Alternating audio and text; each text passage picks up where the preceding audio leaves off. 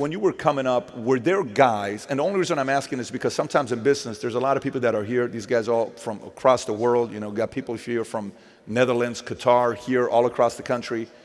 Sometimes you're coming up, and there are some guys that are better than you. Maybe you fought somebody that had the ability to be a champion one day, maybe get at your level one day, and you kind of saw them drift away. Was there any instances like that where you saw some guys that could be fighters, but they kind of made some mistakes and they, nothing ended up happening with them? We don't know about their stories? Yeah, I do. What were some of, can you, not specific stories, but if you don't mind sharing a couple examples. There was one guy, there's a documentary called Fightville. It follows me since I was a young fighter, an amateur fighter. Kind of shows my journey to the UFC, but the name that comes to mind when you're talking about guys who went on a different path is a guy in that documentary who was a tough fighter, hard worker, but just couldn't see, he could have done it. He could have been there. He could have made money. He could have been a world champion. He could have, just couldn't seem to pull it all together and be consistent, and I saw him go down a different road, but he had what it took.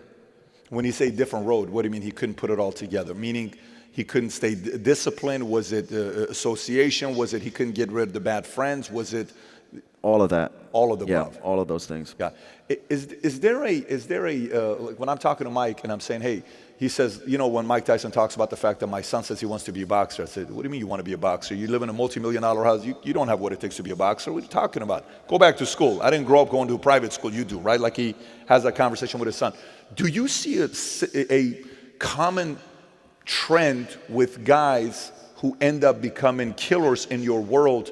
Do they have similar upbringing? Like, do you see a trend with that? Yeah, I think from my point of view too, there's not a lot of people who fight just because they want to fight. This fighting is scary, it's nerve-wracking, it's dangerous. There are people out there, obviously, who do it and can be successful, but most of the time fighters you're fighting because you have to.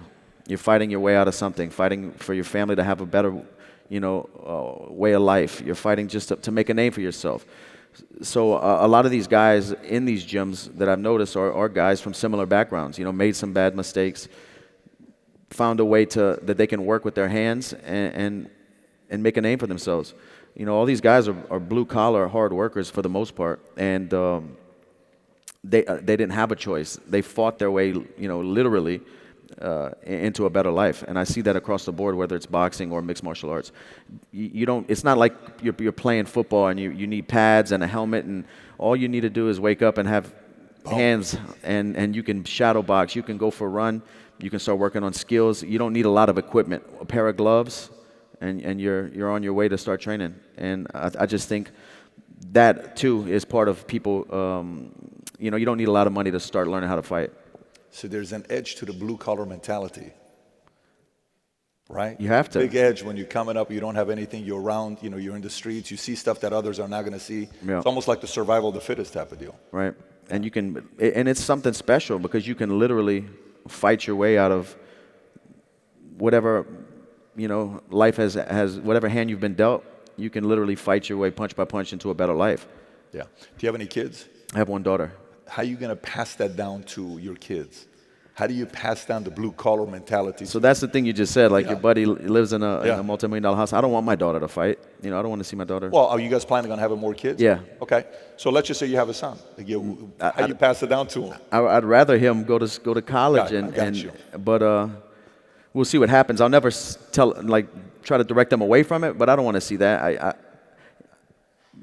But I will try to pass on the lessons I've learned through fighting, because I've learned so much about myself through victory, through losses, through business. And I've been in rooms that I would have never been in, sitting across from people I would never be in front of if I never put on a pair of boxing gloves. So I'm thankful for that. That's cool. It's going to be so your kids, if your son says, Dad, I want to be like you when I grow up. I want to do UFC. I want to do MMA. What do you tell the kid? I'm not sure, man. We'll take it one day at a time. We'll take it one day at a time. So if you like this little short clip from an interview I did, click over here to watch the entire interview. And please don't forget to subscribe to the channel. Take care, everybody. Bye-bye.